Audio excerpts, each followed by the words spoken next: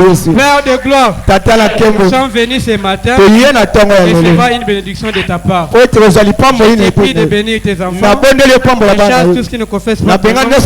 Au nom puissant du Seigneur Jésus-Christ. Amen. Est-ce que tu peux acclamer pour la gloire de Dieu? Sans plus tarder, allez vous tenir debout et je vais lire une portion de la parole du Seigneur. Est-ce que vous êtes dans la joie ce soir? Est-ce que vous êtes dans la joie ce soir? Moi je suis dans la joie parce que je vois comment tu vas rentrer avec ta bénédiction. Aujourd'hui Dieu va te faire sourire. Même si tu ne crois pas, moi je vais croire à ta parole. Il y a un Dieu qui existe et ce Dieu là va essuyer tes larmes aujourd'hui. Je sens une forte joie. J'ai vu le frère Arnold. C'est même dans la joie de te revoir. Et Dieu te bénisse là où tu es. Ah Seigneur. Les dieux d'Israël et de Joseph, les rémunérateurs de ceux qui le cherchent, les dieux qui changent le temps et les circonstances, les dieux qui essuient les larmes des gens. Amen. Ah, Nzambe wana nde nalingaka mingi. Amen. Bozala posa bomo na ye lelo.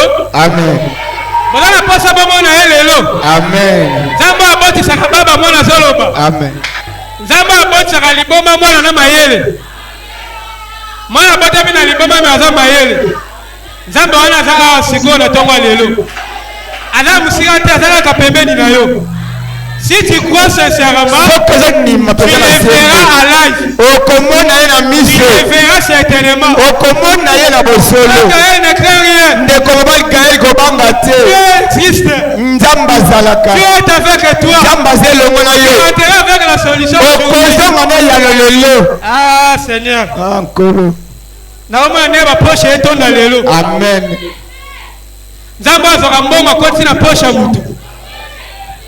Le Dieu de la création. Aïbisama mon serviteur. Nalimoko na ona ta puissance ya guérison na ya création. Na mitu na nzambe création moi ça la kaka. Et ça la kaka. Création eza kokela na bisika bikauka. Amen. Le Dieu qui a mis les choses du néant à l'existence. Pas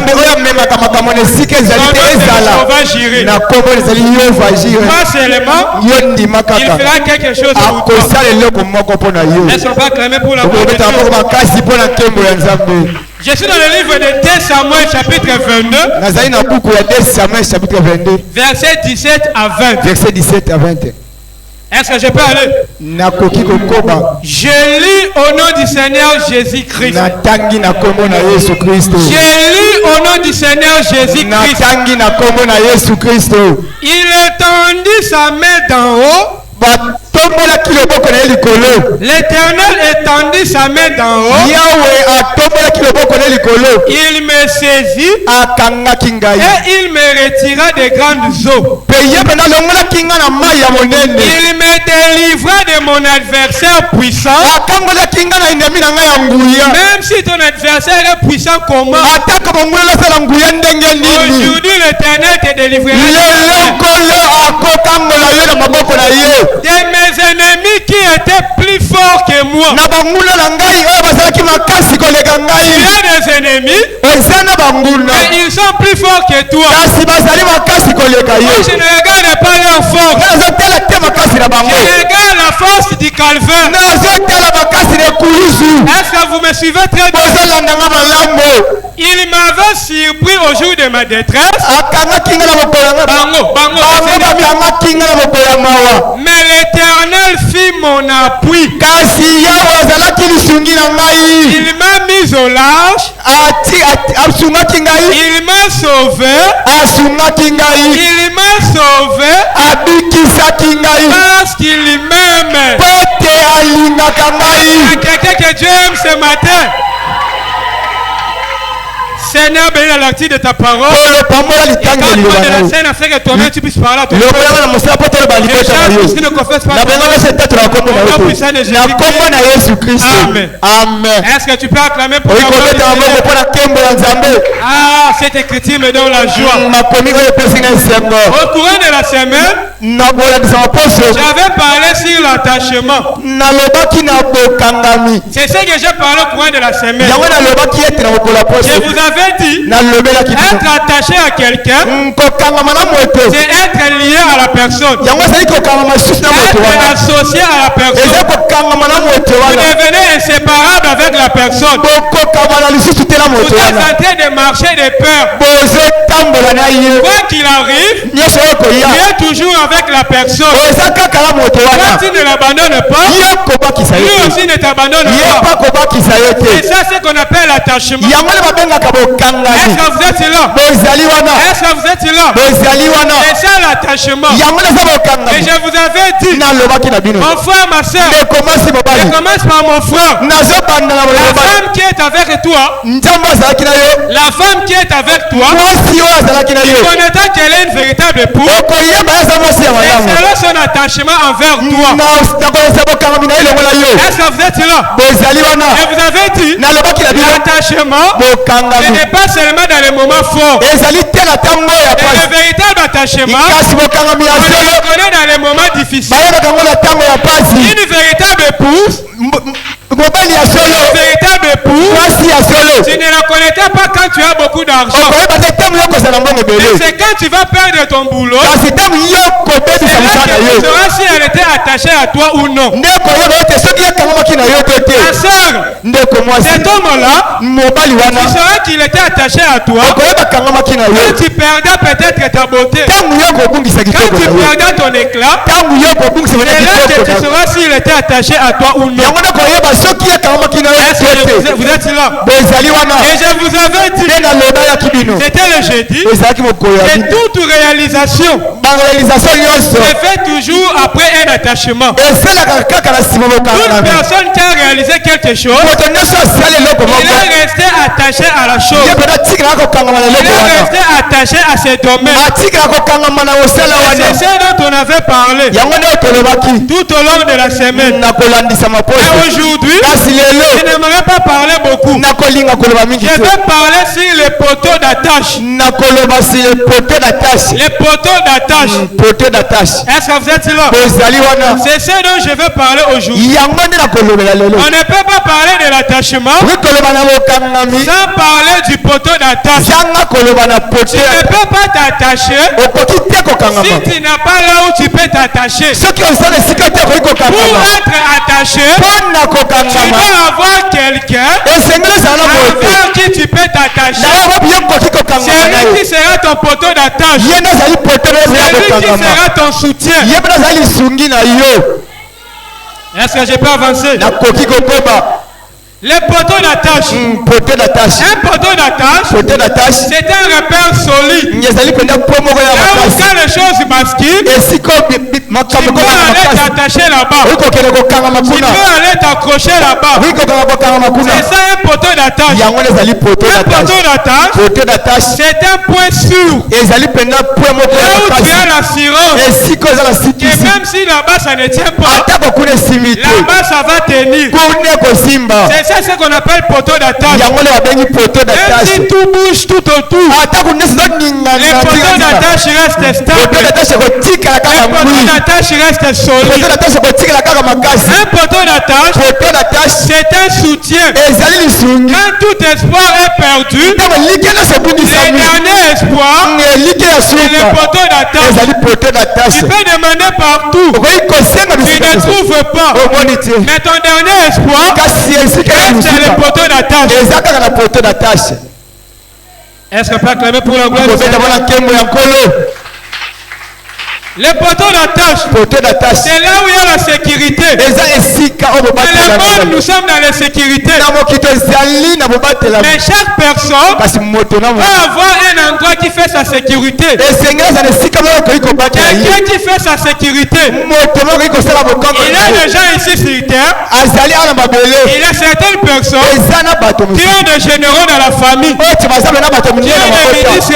des ministres dans la famille. Pour eux, ce sont ces généraux qui font leur sécurité. Ils ne prennent aucun mal.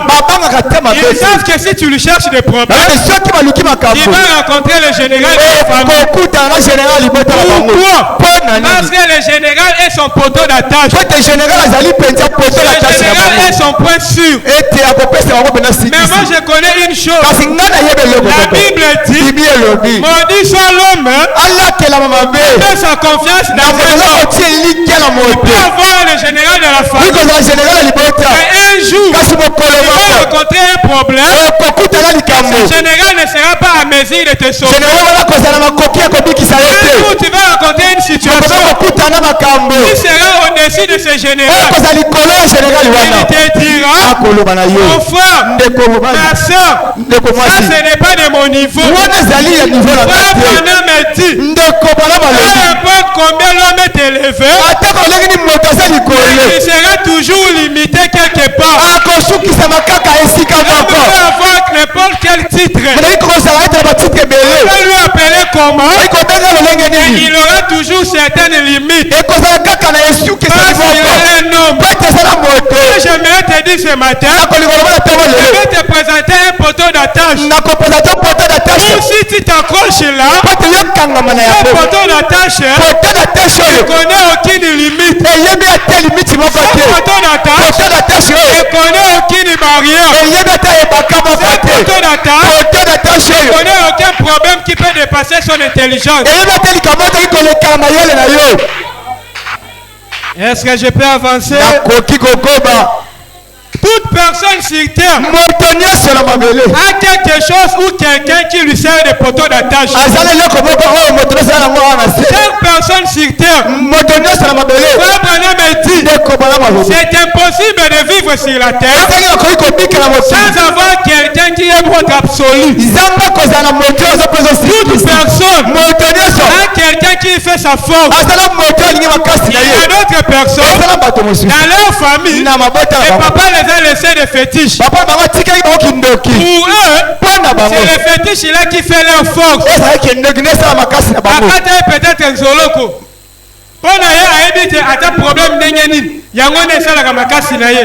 Amen.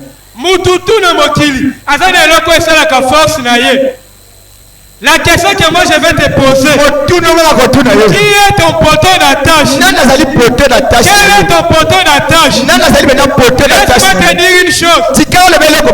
Dans la vie sur terre, dans tout ce que tu fais, les résultats que tu auras sera dépendant de ton poteau d'attache. Là où tu te tiens, c'est ça qui nous montrera les résultats que tu auras. C'est pourquoi la Bible dit, un homme qui bâtit sa maison sur le sable, il fait sa confiance sur le sable. Et quand la pluie tombe, quand l'eau monte, la maison est incapable de résister.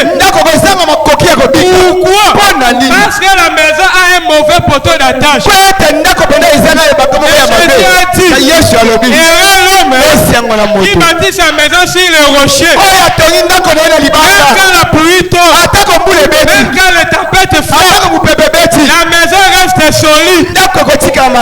Pourquoi? Parce que la maison est tenue par un meilleur poteau d'attache.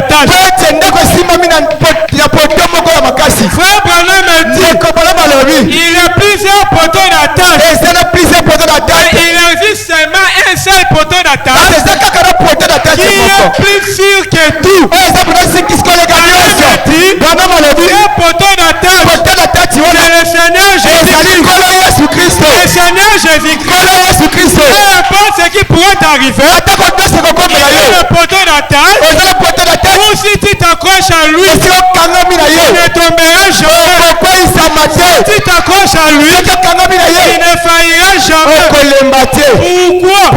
Parce qu'il fera ta force. Est-ce que je peux avancer? Est-ce que je peux avancer? Il peut avoir le poteau d'attache. Ce qui fait la force d'une personne, c'est le poteau d'attache. Il peut me voir comme ça. Je ne suis pas fort. Et tu ne connais pas. J'ai un poteau d'attache. Là où je me tiens, toi, tu ne vois pas le poteau d'attache. Le poteau d'attache est invisible. On ne voit pas le poteau d'attache. On voit seulement la personne. Et il y a quelque chose caché derrière. Tu fais sa force. Laisse-moi te dire, oublie tous les autres poteaux d'attache. Maintenant le poteau d'attache que moi je vais te présenter, il te rendra plus fort que tes ennemis.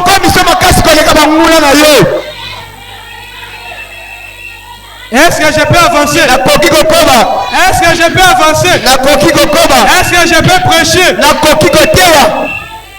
Je peux lire le prophète. La bouche autorisée. Je peux lire le papa de Billy. Je peux lire le mari de Meda.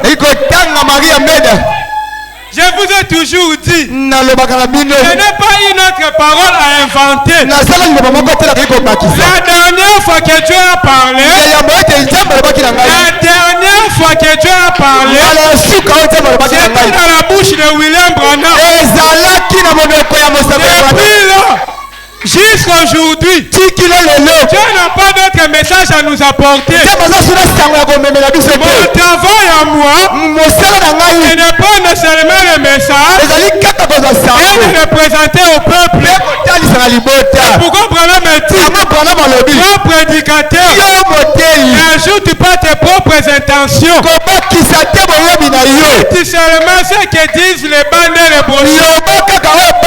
Dieu a dit à Moïse, il a dit à Josué, Josué fils de nous, serviteur de Moïse. Aujourd'hui, peu importe le titre que tu as, tu es serviteur de William Branham.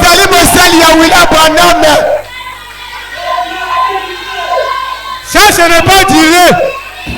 Ça, ce n'est pas dilé. Ça, c'est les sauces. Ça, c'est les sauces. La nourriture spirituelle. Temps convenable. Ça, ce n'est pas pour tout le monde. Ça, ce n'est pas pour les canards. Ça, ce n'est pas pour les poules. Alors, me dit, quand le poule veut monter, il va toujours s'arrêter quelque part. Les poules peuvent monter. Tu lui dis Jésus est Dieu. La poule dit Amen. Tu lui dis Jésus revient bientôt. La poule dit Amen. Tu lui dis je vous enverrai Élie le prophète. La poule dit Amen. Et quand tu dirais à la poule, c'est aujourd'hui, Dieu n'habite plus au ciel. C'est à l'homme. La poule serait incapable de croire ça. La poule ne croira pas ça. La poule va s'arrêter. Ce n'est pas comme ça avec l'aigle. L'aigle, c'est que lui aime, c'est de monter en haut. Plus il monte, plus il voit clair. Plus il monte, plus il voit clair. Que Dieu bénisse William Branham. Dieu dit à Josué, Josué, ne cherche pas beaucoup de choses. Souviens-toi seulement de la loi de Moïse, mon serviteur. Pour réussir dans tout ce que tu entreprendras. La réussite aujourd'hui, c'est le message du temps de la fin. C'est ça aujourd'hui. Le succès aujourd'hui, c'est le message du temps de la fin. Aujourd'hui, c'est ce même message qui va te donner la bénédiction.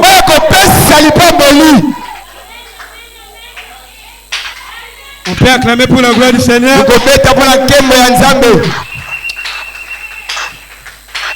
Le témoignage de Jésus-Christ. Paragraphe 43. Paragraphe 43. Il y a des années, on se servait d'une pierre. Quand quelqu'un était mordu par un chien, on l'amenait, on le collait à cette pierre. S'il restait attaché, il vivait. Mais s'il ne s'attachait pas, il mourait. C'est ce qui se faisait dans l'Ancien Testament. Quand un chien mordait une personne, on prenait une pierre. On appelait la pierre anti-rabique. On amenait la personne, on lui collait à la pierre. Tant que la personne restait collée à la pierre, le blessure était guéri. Mais quand la personne se détachait de la pierre, la personne mourait. Et bien, la pierre à laquelle vous devez vous attacher ce matin, vous connaissez c'est quelle pierre? Vous voulez connaître c'est quelle pierre? La pierre à laquelle vous devez vous attacher ce matin, c'est le calvaire. Montez directement, attachez-vous-y, accrochez-vous-y, restez-y jusqu'à ce que Jésus-Christ confirme la foi dans votre cœur. Un croyant à la foi, si sa foi reste stable, tôt ou tard, Dieu viendra le récompenser pour sa foi. Toi qui étais resté fidèle à Dieu, ce matin, Dieu récompense ta foi au nom de Jésus-Christ. Voilà là où tu dois t'accrocher. Voilà là où tu peux t'accrocher. C'est dans le calvaire. La pierre ici, c'est le meilleur poteau d'attache. On peut te frapper comment? Quand tu t'accroches au poteau d'attache, tu verras que tu ne seras jamais ballotté. Tu ne seras jamais tourmenté. L'apôtre Paul, Bonhomme dit, il avait aussi son poteau d'attache. Un jour il marchait sur le chemin de Damas. Paul a rencontré une lumière. Il a rencontré la colonne de feu. Il a commencé à lui parler. Les gens entendaient, mais ils ne voyaient pas la lumière. C'est vraiment Paul. Il voyait la lumière. Vous pouvez être nombreux dans la famille, mais peut-être tu seras celle qui a la révélation de Dieu. Dieu ne donne pas sa révélation à tout le monde. Dieu choisit toujours son élu. Depuis que Paul avait rencontré Jésus-Christ, Jésus lui a parlé, cela est devenu son poteau d'attache. Peu importe le problème qui est arrivé à Paul, il se rappelait toujours de son poteau d'attache. C'est pourquoi il pouvait dire, Christ est ma vie, la mort m'est un gain. Quelqu'un qui a un poteau d'attache, il ne craint même pas la mort. Parce qu'il sait que son poteau d'attache a vaincu même la mort. Devant problème, il faut poteau d'attache un casque les problème. Devant l'Iwa, il faut un poteau d'attache ici déjà l'Iwa.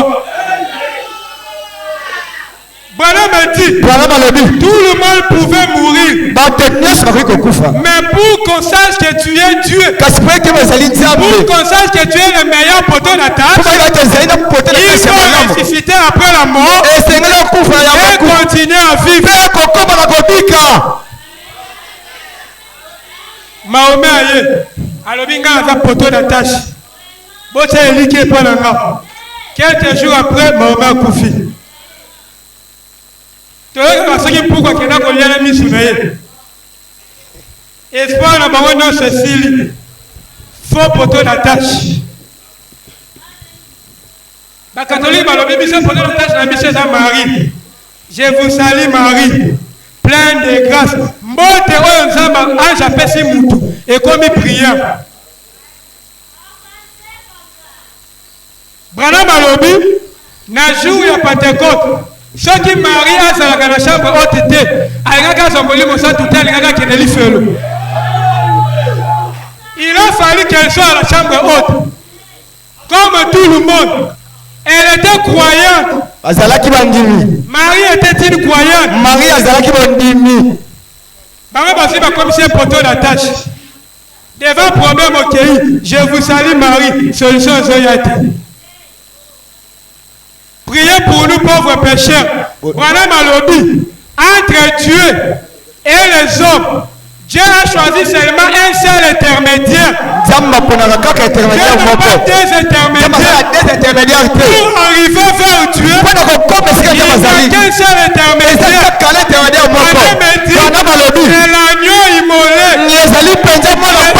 Jésus-Christ. Mais Dieu est comparable. Quand vous cherchez quelqu'un, pour mourir à la croix, Marie était là. Joseph était là. Personne n'avait levé son doigt. Même Branham était là. Les 4 êtres vivants étaient là. Les 24 vieillards étaient là. Branham est dit. Les 24 vieillards. Ce sont les 12 tribus d'Israël. Et les 12 apôtres. Et tous ils étaient là. Personne n'a levé son doigt. C'est seulement une seule personne qui s'est levée. Il a dit Père, moi j'accepte de mourir pour que l'homme soit sauvé.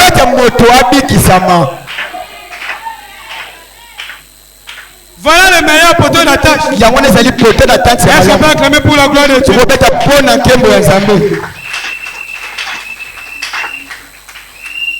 Pour que Dieu t'utilise, tu dois être attaché à lui. Dieu ne te fera pas de grandes choses si tu n'es pas attaché à lui. C'est lui le meilleur poteau d'attache.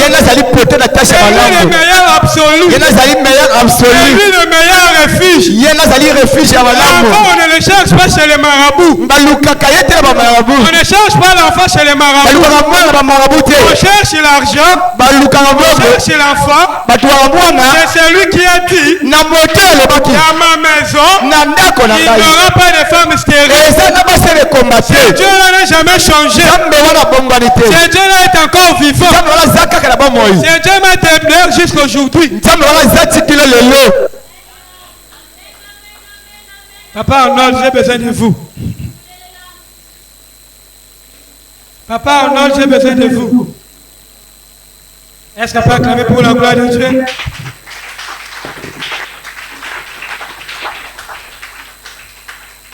Pour que Dieu t'utilise, tu dois être attaché à lui. Dieu fera de ta vie en fonction de ton attachement vers lui. Dieu n'agit pas seulement pour agir. Dieu récompense l'attachement. Dieu bénit l'attachement.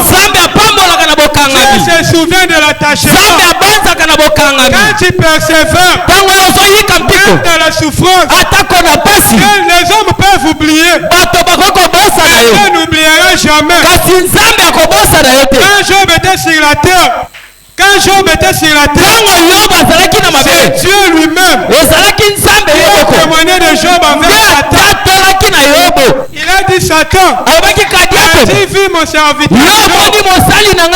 Dieu connaît ta persévérance. Dieu connaît ta souffrance. Et je veux que tu comprennes. Tu dois rester attaché à lui. Même si la maladie te frappe, les gens peuvent t'abandonner. Mais tu étais attaché à Christ. Christ ne t'abandonnera jamais. Il est le véritable rocher. C'est l'ami fidèle. Il n'a jamais abandonné Lazare. Même dans la tombe, il a suivi Lazare. Marie peut te quitter aujourd'hui. Mais il est un poteau d'attache. Un mari capable. Mari capable. Qui répond à toutes sortes de problèmes. Dieu dont je te parle. Dieu des apôtres. Le Dieu qui te bénira aujourd'hui. Dieu qui te délivrera aujourd'hui. Je ne crois jamais à un problème éternel.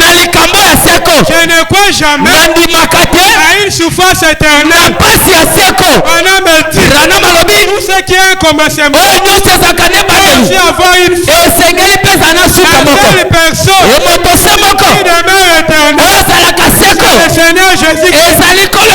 C'est de lui dont je parle. Ce Dieu-là existe. Ce Dieu-là doit te bénir aujourd'hui. Branham me dit, toutes les bonnes choses, les bénédictions du ciel, Dieu les a mis à notre disposition. Ce n'est pas pour les sorciers, c'est pour toi et moi. Ce n'est pas normal. Les sorciers sont bénis, tu restes pauvre. Ça, ce n'est pas le Dieu de Dieu. Ce n'est pas Jésus-Christ. Ça, c'est le marabout. Qui peut te bénir aujourd'hui. Après un mois, il ravit sa bénédiction. Je connais un poteau là-bas.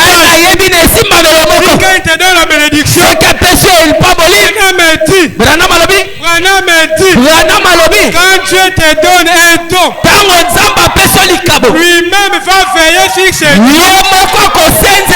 Lui-même va veiller sur ses dons. Personne ne sera capable de te les ravir.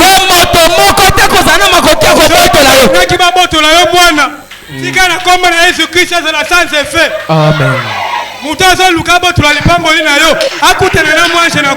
Amen. Le Seigneur Jésus-Christ, le véritable poteau d'attache. Vous voyez comment il est beau. Vous voyez comment il est beau. Le plus beau d'entre 10 000. Le plus beau d'entre 10 000. Le général à 5 étoiles. Le roi des rois. Le Seigneur des seigneurs. Le Dieu incomparable. Le Dieu qui est élevé au-dessus des cieux. Le Dieu qui s'est fait chien. L'ange a dit à Marie, tu enfanteras un fils. Tu donneras le nom d'Emmanuel. Emmanuel signifie quoi? Le Dieu tout-puissant au milieu de son peuple. Dieu tout-puissant au milieu de son peuple. Dieu dont je suis en train de te parler, il est au milieu de nous maintenant. Il est au milieu de nous maintenant. L'ange de l'alliance qui a marché vers les enfants d'Israël. On appelle Hébreux 13:8. Jésus-Christ demeure le même. Aujourd'hui, éternellement. Et Dieu te donnera la solution. C'est un défi. À moins que Jésus ne pas ressuscité. Si Jésus est ressuscité, il doit te bénir ce matin. Si tu rentres avec la pauvreté, c'est que moi je n'ai pas prêché le vrai Dieu.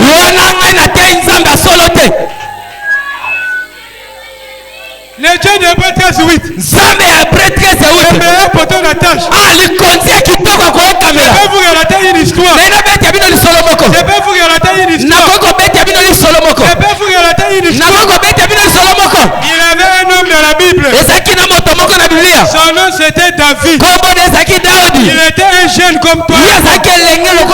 Il était en train de perdre le troupeau. Branham me dit, un véritable berger, son travail c'est de prendre soin des brebis. David était en train de perdre le troupeau de son père. À un moment donné, l'ours est venu pour manger une brebis. L'ours est venu. David a pris courage. Il a combattu l'ours. Il a tué l'ours. Branham me dit, Branham dit, Dieu était en train d'observer. Il a vu que David a tué loup. Il a dit c'est bien. Je dois maintenant lui faire monter le niveau. Lui envoyer un animal plus fort que loup. Tu peux rencontrer d'autres situations dans la vie. Tu traverses l'épreuve. Après cette épreuve, tu rencontres encore une épreuve plus grande.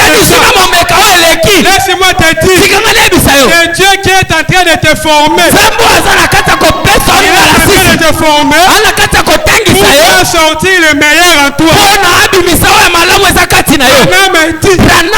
C'est Dieu lui-même qui est allé susciter le lion. Il a dit comme il a réussi l'ours, il peut maintenant monter le niveau. Tu peux vaincre la malaria. Il dit c'est bien, mais je te fais monter de niveau. Il t'envoie la tuberculose. Quand le problème augmente, la foi aussi devient grave. Les problèmes de la vie, il faut que nous donnions plus de foi. Le lieu est venu. Le lieu est venu. Branham dit, un lion est capable de tuer 12 personnes en une seconde. Branham dit, quand le lion tue une personne, cette personne n'aura même pas le temps de sentir la douleur. Parce que ça sera vraiment rapide. Le lion est venu. Branham dit, le lion pèse 200 kilos. Mais David, lui pesait seulement 36 kilos. Voilà la joie d'avoir un prophète qui peut connaître le poids de quelqu'un. Je me pose une question. Qui avait dit à Branham, David pesait 36 kilos. Branham dit, un prophète, quelqu'un qui a la capacité d'entrer même dans la pensée de Dieu. Est-ce que je peux avancer? Est-ce que je peux avancer? Est-ce que je peux avancer? David pesait 36 kilos. Moi je pèse 60 kilos. Si David pesait 36 kilos, c'est que moi je suis plus grand que David. Et le lion qui pesait 200 kilos, le lion est avancé devant David. Branham dit, quand David a vu le lion, il s'est souvenu de l'ours. Il avait l'ours qui était venu, Dieu m'avait sauvé. Si le lion ici vient, et même Dieu me sauverait aussi. Quand le problème t'arrive, Branham dit, je ne vous entends pas. Branham dit, quand tu rencontres un problème dans la vie, avant de trembler, souviens-toi d'abord, qu'est-ce que Dieu avait fait au passé? Qu'est-ce qu'il avait fait au passé? Branham dit, s'il a fait au passé, il peut faire au présent, il fera dans le futur. Moi je crois au Dieu qui ne fait pas seulement au passé, mais qui fait même dans le présent. Branham dit, les problèmes avec l'homme, il voit ce que Dieu a fait, il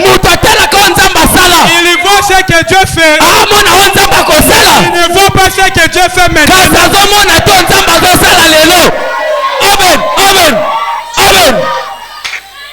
Dans le passé, la colère des femmes marchait vers les enfants d'Israël. Dans le passé, Branham dit, le message de Moïse ne me servira à rien aujourd'hui. Le message d'Élie ne me servira à rien aujourd'hui. Que moi j'ai besoin de la nourriture de mon temps. La nourriture de mon temps. Et la nourriture de mon temps. Et Hébreux 13, oui. même Dieu qui avait agi, le même Dieu qui peut agir maintenant. Moi je vous regarde, je ne vois même pas vos problèmes. Je vois ce que Dieu est capable de faire. Aujourd'hui, que Satan révèle ou non, si réellement Dieu m'a envoyé, tout le monde doit sortir avec sa bénédiction. Tout le monde. À moins que Dieu m'avait menti. C'est Dieu qui m'a demandé de me consacrer. Dieu donné consacre-toi. Pendant 2 jours. Que je vais bénir mon Père. Je monte ici à la chair. Il me dit, aujourd'hui, je vais faire sourire mon peuple. Pendant les gens conséquents. Amen. Amen. Amen. Amen. Amen. Déjà conséquent. Amen. Déjà conséquent. Amen. Oh le gars souka ma problème là. Amen. Le gars souka mignon qu'on a fait. Amen. Bana déjà conséquent. Le lieu est venu. Le lieu qui pèse 200 kilos. Il y avait un enfant qui pèse 36 kilos. C'est un niveau de problème. Aïe.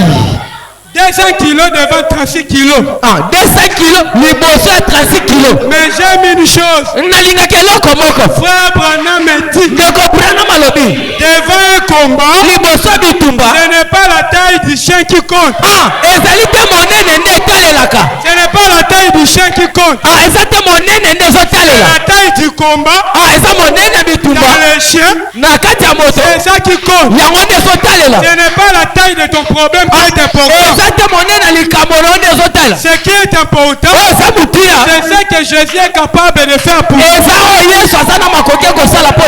Jésus-Christ est capable de te donner un enfant. Si tu n'as plus de trompe, il est capable de te donner un bon travail. Même si tu n'as pas de diplôme, il est capable de te faire voyager. Même si tu n'as pas de passeport, il est capable de te bénir. Même si tu n'as pas de fonds de commerce,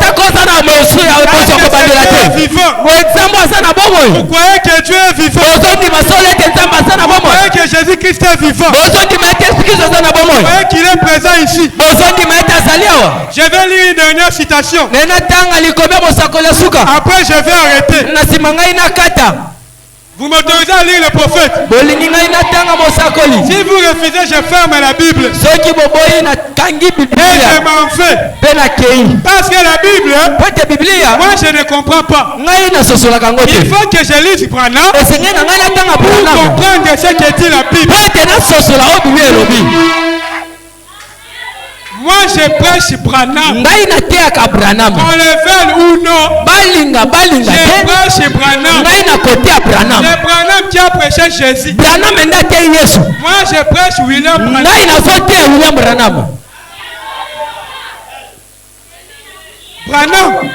Branham. On sait ce qu'on a entendu. Les maris de Mena Mukolo H. L'âge de Branham est déjà passé, c'est la sorcellerie. C'est l'envoûtement. Dieu avait dit à Branham, comme j'ai envoyé Jean-Baptiste comme précurseur de ma première venue, ton message aussi préparera ma seconde venue. Aujourd'hui, nous avons mais nous avons un message à Branham. Nous avons préparé pour Yambaye.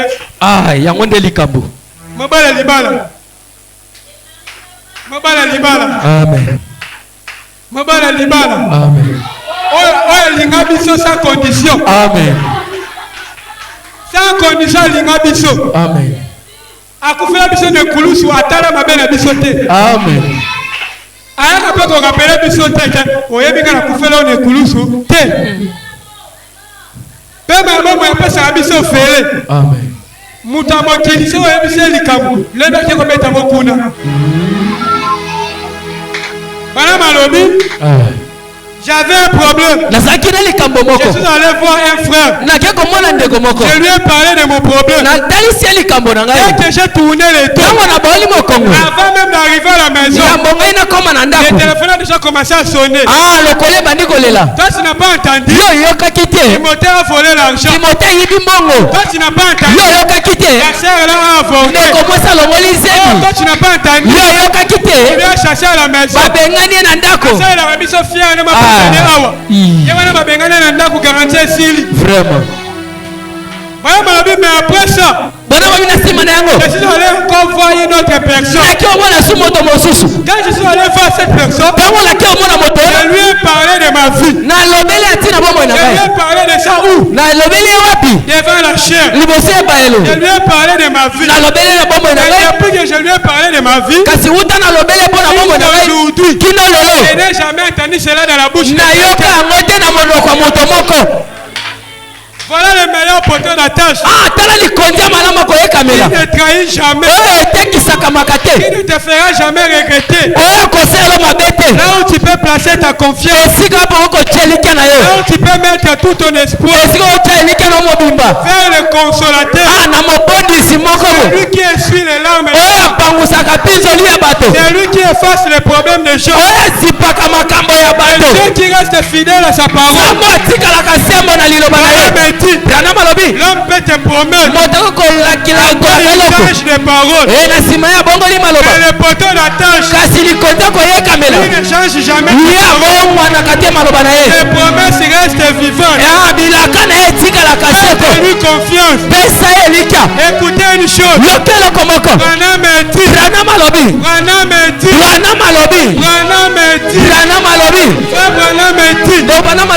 si Dieu te dit, ton fils, va comme ça.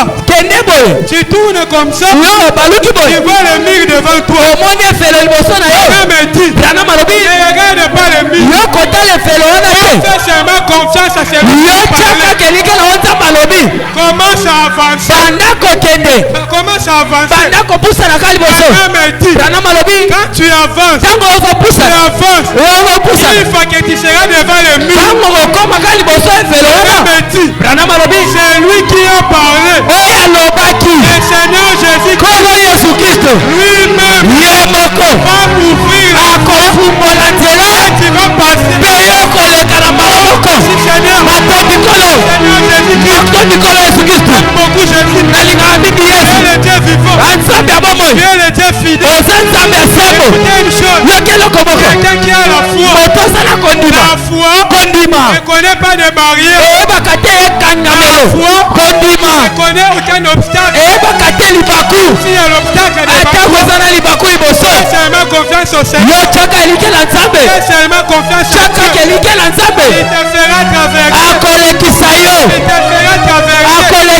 Même s'il y a la limitation de la famille, personne ne va se marier. Mais le Seigneur Jésus-Christ va te faire traverser cette limitation. Laissez-moi lire une citation. Ensuite, je vais arrêter. Un homme appelé de Dieu. Paragraphe 48. Un homme appelé de Dieu. Une femme appelée de Dieu. Une femme qui n'a pas été appelée par les hommes. Une femme qui a été appelée par Dieu lui-même pour venir adorer à Kingasani. Paragraphe 48. Le papa de Billy dit ceci. Le mari de Mène a dit ceci. La bouche autorisée dit ceci. Oh Jésus. J'ai vu dans son âge. Je dois beaucoup le citer. Je dois beaucoup le citer.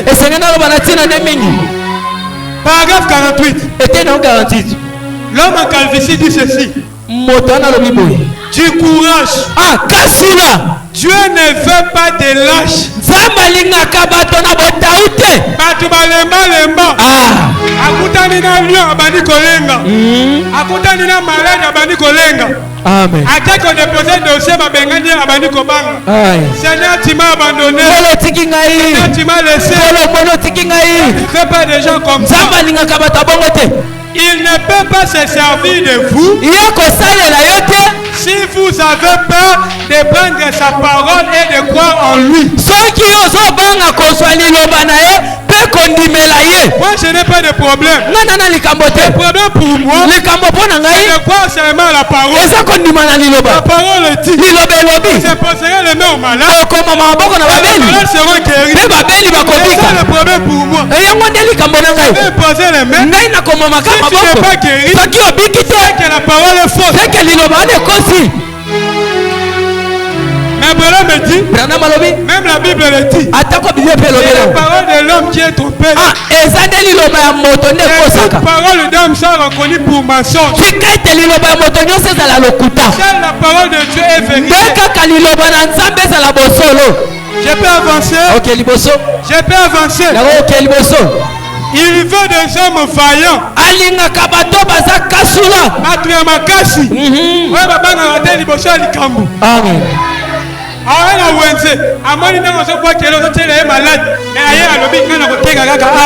Amen.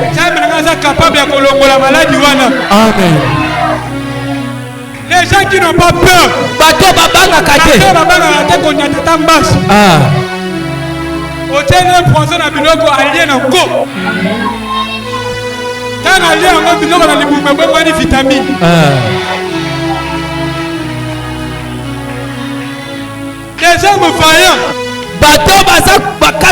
qui ne prêteront attention à rien d'autre à ce que dit le Seigneur. Ne prête pas attention aux autres choses. Faites attention à ce que dit le Seigneur. Le poteau d'attache, il ne mentira jamais. Il est le Dieu qui est vivant. Il va te bénir ce matin. Il peut changer ta situation. C'est avec ce genre de personnes qu'il doit agir. Qu'importe ce que dit l'église, ce que dit le pasteur, la position de l'église, lui, il prend position pour Dieu et pour sa parole. Quelqu'un qui prend position pour Dieu, pas si c'est que les gens disent, oh le médecin a dit, la maladie n'aura pas de guérison. C'est que le médecin a dit. Qu'est-ce que Dieu a dit? Qu'est-ce que Dieu a dit? Nous sommes là unis des gens. Amen.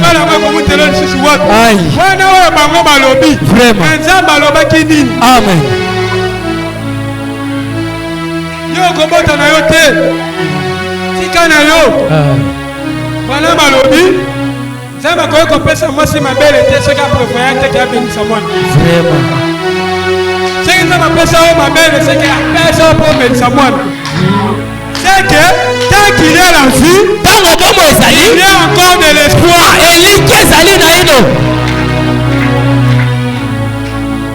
Tu es capable.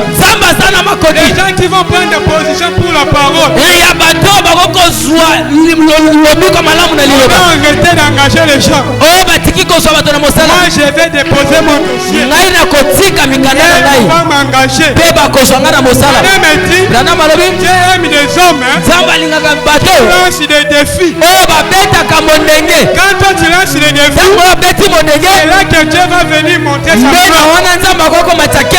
Il va venir manifester sa puissance. Il vient devant un problème. Il vient devant une situation. L'agneau de Dieu qui a été immolé. Il existe jusqu'aujourd'hui. Les paniers continuent de circuler. Tout viendra aussi. Amen.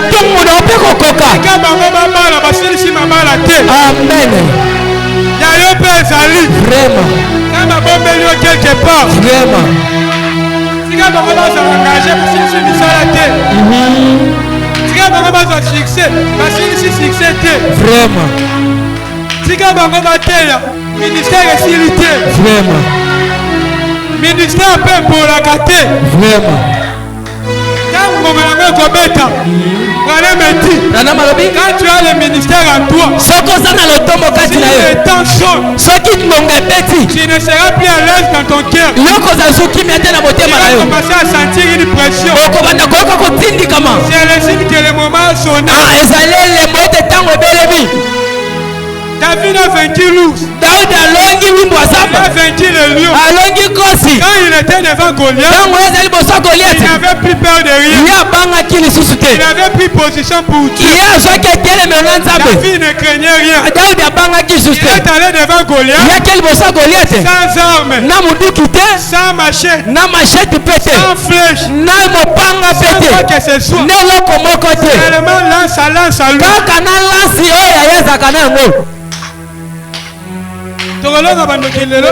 Recommandation. Amen. Amen. Pourquoi crier Paul? Par le rocher, il donnera des choses. Parle seulement au rocher, il donnera des choses. Voilà aujourd'hui, les gens ont peur de puiser dans l'eau de Dieu. Ils pensent que l'eau sera épuisée. Voilà maintenant, il peut demander à Dieu comment. Sa source ne va jamais s'épuiser.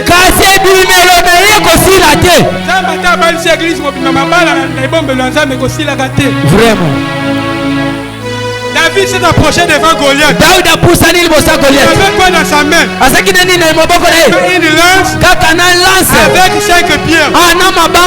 Il n'avait pas beaucoup de pierres. Il avait seulement 5 pierres. Et 5 pierres seulement. Il n'avait pas 6 pierres. Seulement 5. La première pierre, c'était la lettre J. J, c'est le Jésus. C'est lui qui existe par lui-même. C'est lui qui est éternel. Melchisédek, qui n'a pas de commencement, qui n'a pas de fin. Laissez-moi élever Jésus. Laissez-moi élever Jésus. Au-dessus de tout. Jésus est au-dessus de moi. Il est au-dessus d'Israël. Il est au-dessus de Jésus. On peut se comparer entre nous, mais jamais avec le Seigneur Jésus. Si c'était Jésus, la deuxième pierre, c'est l'éternel, qui n'a pas de commencement, qui n'a pas de fin. Dieu me dit, dans l'éternité, le verbe du temps n'existe pas. Oh, il avait fait. Oh, il fait. Là, ce n'est pas dans l'éternité. Tu es fait. Amen. Troisième pierre, c'était la lettre S. S, c'est le Seigneur. Le Seigneur qui a marché avec les enfants d'Israël sous forme de la colonne de feu. Même Dieu, on l'appelle Seigneur. Même Seigneur là, il est ici ce matin pour t'accorder la solution. La quatrième pierre, c'était quoi? La lettre U. Qui a la révélation? La lettre U c'est quoi? La lettre U c'est quoi? Unique. Il n'a pas deux comme lui. Il n'a pas deux comme lui. Il est unique à son genre.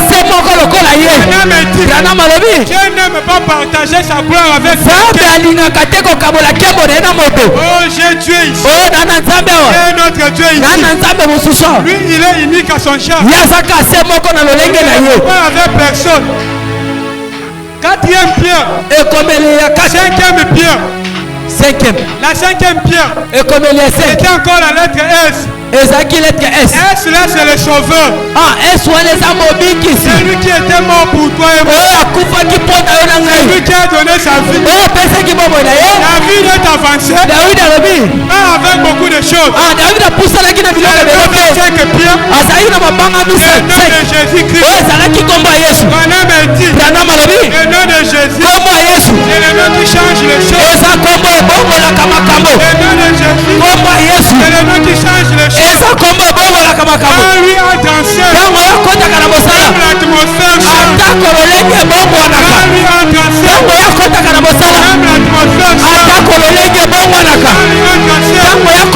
personne ne peut le supporter. Il est tellement puissant. Et notre corps ici est incapable de le tenir.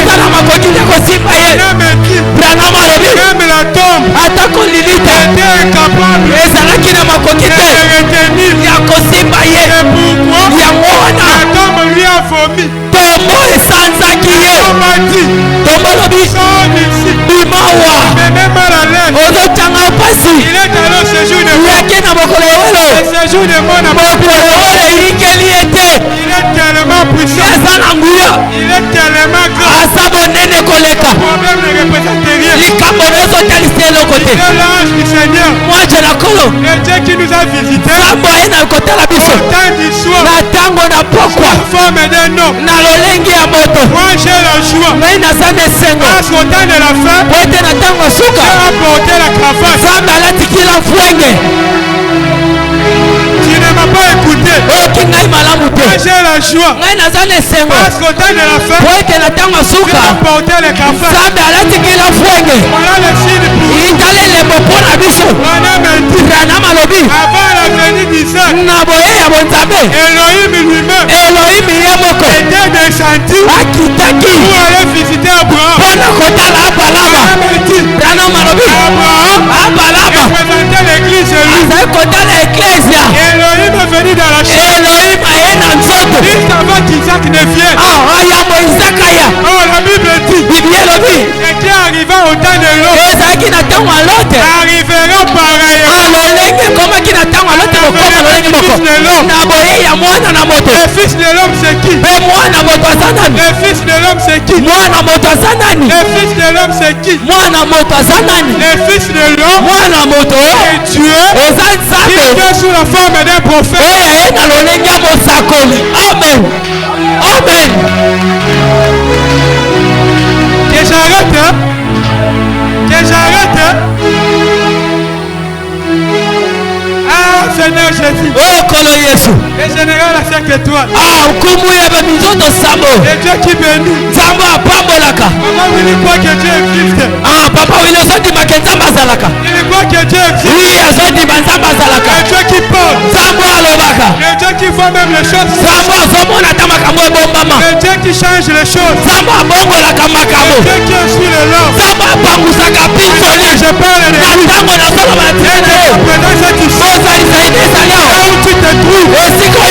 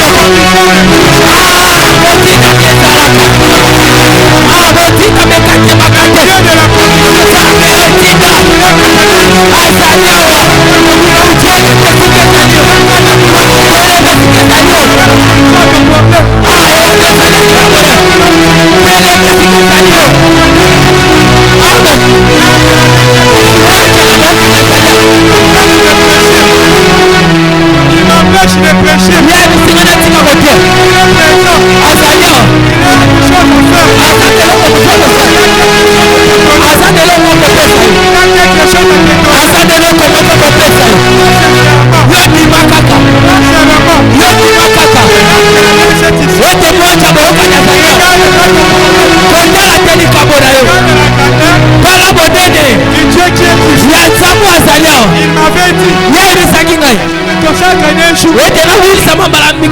Il va bénir son peuple. Seigneur, le moment est venu.